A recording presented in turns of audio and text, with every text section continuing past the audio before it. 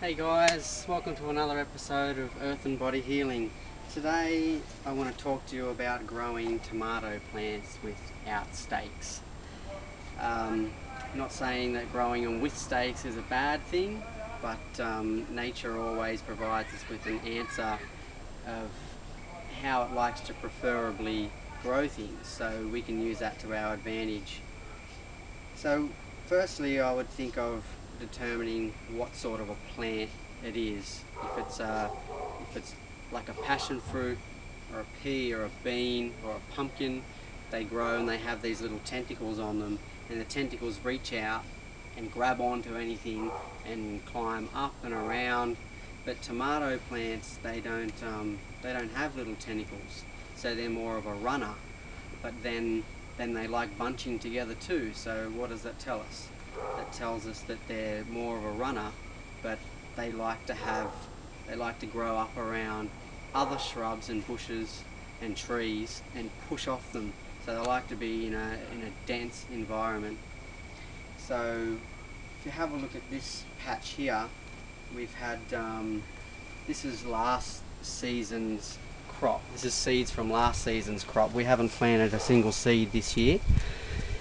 These, it's a shame I couldn't show you a couple of weeks ago, but this is what we got to work with now. I've just been too busy to get the video done, so forgive me for that. But these were all grown here, all in a bush, and they were all pushing up off each other. So this is probably another good thing that I can show you this now anyway, because what's happened is it's died off, finished for the season, and the tomatoes fall on the ground, and as soon as they touch the ground they rot, and we can help them go, squeeze the seeds out even, or they'll just rot naturally, and then next season we'll have a bigger and better crop that's more adapted to the environment that it's in. So you can see up the back there, these little tomatoes, they're on their way out, but see how when they get to the top here, they hang over, and then they can break because it's so sharp. They've pushed off everything to get up here because they're a pusher.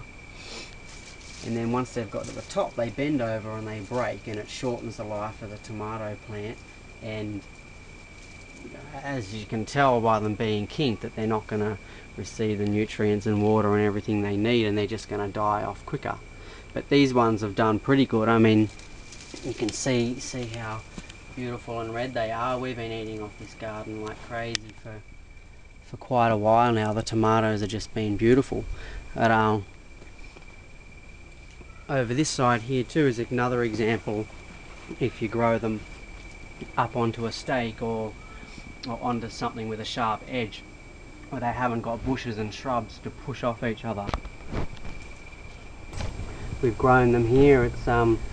We've practiced organic growing, or even one step further than organic growing, with biodynamic. No pesticides, no sprays. Working with the ways of permaculture and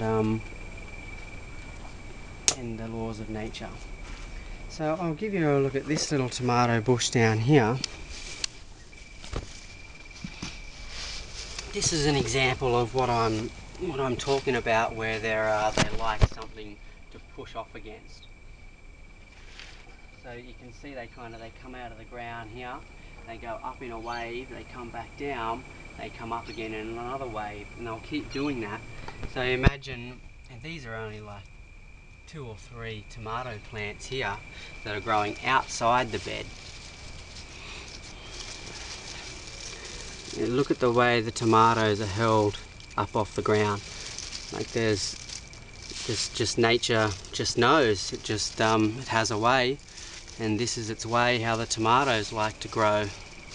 It seems like when you put them on stakes and trellises and bits of wire and things like that, it shortens the life, because they as soon as you seem to handle a tomato plant, they can break off and die very easy.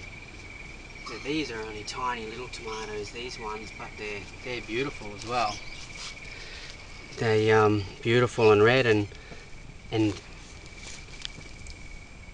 the point of all of this video is really to show you that how sustainably abundant you can be if you had imagine, I don't have the space here, but this is what we're working towards.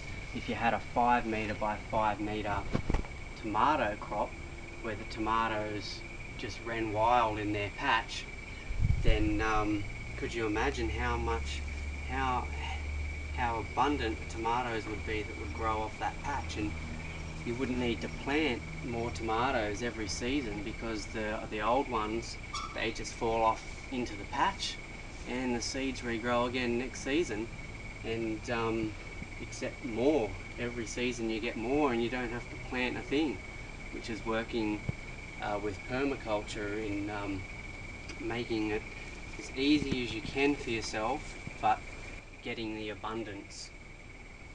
Thanks for watching today, guys. I hope you learned something from today's video, and next time I'll be showing you the mango tree, which is growing abundantly with little mangoes at the moment, and we'll be talking about mulching, and I'll share with you guys why mulching is so important and what are the best and different types of mulching that we can use.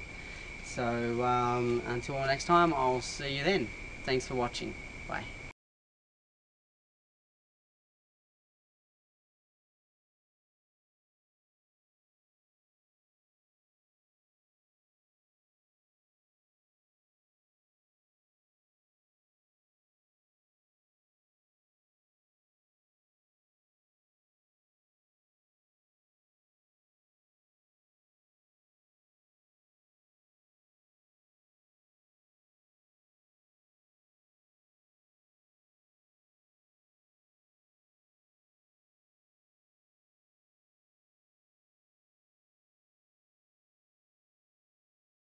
Okay, that's all I've got for you today, guys. I hope you can tune in for the next video, and I hope you can take something with you from this one and you learn a little bit about how to determine things, how they're going to grow more naturally so you can get more abundance out of them.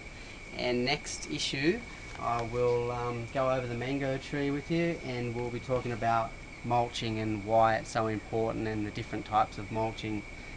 So until then, be kind to one another and take care of yourself, and we'll all work together to become more free.